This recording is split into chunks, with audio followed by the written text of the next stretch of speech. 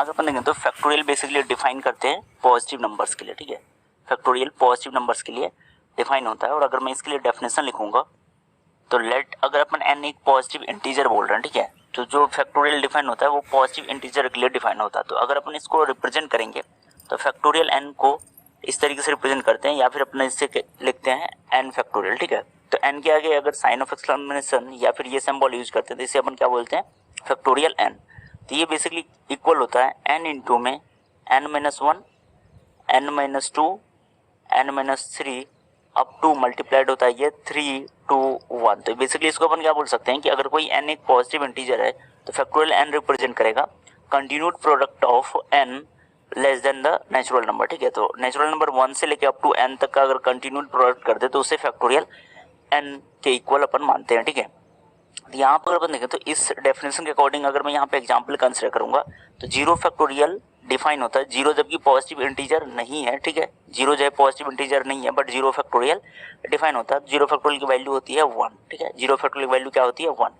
Similarly अगर मैं यहाँ पे 1 फैक्टोरियल के लिए बात करूंगा तो 1 फैक्टोरियल का अपन लिख सकते हैं 1, और 2 फैक्टोरियल का अगर अपन लिखेंगे तो 2 फैक्टोरियल क्या आ जाएगा पे 2 फैक्टोरियल आ जाएगा पे 2 इंटू में 1, दिस इज इक्वल टू क्या आ जाएगा पे 2।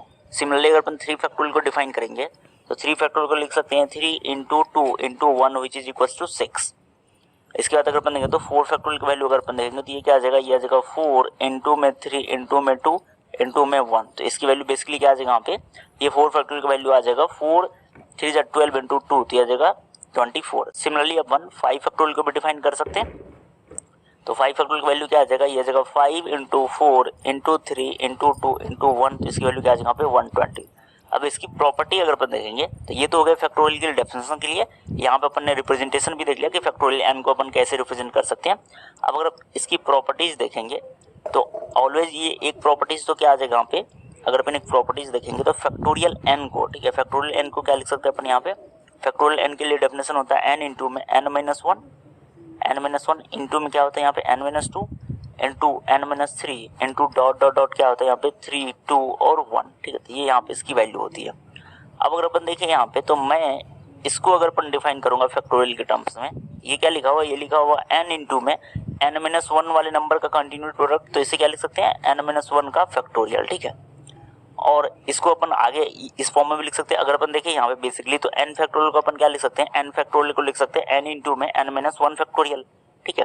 तो सिमिलरली अगर अपन देखें तो n इंटू में n-1 फैक्टोरियल को क्या लिख सकते हैं n-1 इंटू में n-2 फैक्टोरियल इंटू में n-2 फैक्टोरियल। तो ये इस तरीके से n फैक्टोरियल को इस फॉर्म में लिख सकते हैं। तो इसके लिए अगर मैं इस प्रॉपर्टी के लिए अगर मैं यहाँ पे एग्जाम्पल एक्सप्लेन करूंगा, लेट्स से अगर यहाँ पे क्वेश्चन की बनो 50 फैक्टोरियल की वैल्यू क्या होगी, तो 50 फैक्टोरियल की वैल्यू को अपन बोल सकते हैं 50 इंटू में 49 फैक्टोरियल, 50 इंटू में 49 फैक्टोरियल, या फिर इसको इस फॉर्म में भी लिख सकते हैं 50 इंटू 49 इंटू में क्या आ जाएगा पे 48 फैक्टोरियल, ठीक है। तो ये यहाँ पे इस प्रॉपर्टी का एक्सप्लेनेशन हो गया। अब इससे रिलेटेड एक दो एग्जांपल अपन कंसिडर करते हैं, ठीक है।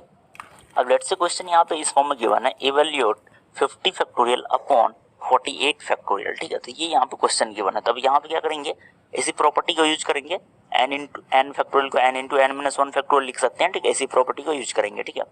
क्या गिवन है यहाँ पे, ये गिवन है 50 फैक्टोरियल अपॉन में डिनोमिनेटर में क्या लिखा है यहाँ पे 48 फैक्टोरियल, ठीक है। अब अगर अपन देखेंगे तो 50 फैक्टोरियल को अपन क्या लिख सकते हैं, 50 फैक्टोरियल को लिख सकते हैं 50 इंटू में 49 फैक्टोरियल डिवाइडेड बाय डिनोमिनेटर में 48 फैक्टोरियल एज इट इज रखते हैं, ठीक है। वापस अपन इसको क्या लिख सकते हैं, वापस इसे लिख सकते हैं यहाँ पे ये 50 एज इट इज इंटू में 49 फैक्टोरियल क्या लिख सकते हैं 49 इंटू में क्या लिख सकते हैं यहाँ पे 48 फैक्टोरियल डिवाइडेड बाय डिनोमिनेटर में क्या लिखा है यहाँ पे 48 फैक्टोरियल। अब अगर अपन देखें तो यहाँ से 48 फैक्टोरियल और 48 फैक्टोरियल आपस में कैंसिल आउट हो जाएगा, तो जो वैल्यू होगा इस एक्सप्रेशन का वो क्या आ जाएगा, वो लिखा है यहाँ पे 50 इंटू में 49, 50 इंटू में 49 और ये वैल्यू आ जाएगा यहाँ पे 2450। तो ये इस एक्सप्रेशन के लिए वैल्यू आ जाएगा, ठीक है। अब लेट्स से अगर क्वेश्चन गिवन हो इस फॉर्म में, ठीक है, क्वेश्चन अगर अपन अपने पास गिवन हो factorial of find the value of factorial of, ठीक है, फैक्टोरियल ऑफ -5, ठीक है। तो अब इन्होंने क्वेश्चन में पूछ दिया कि लेट्स से फैक्टोरियल अपने को फाइंड आउट करना -5।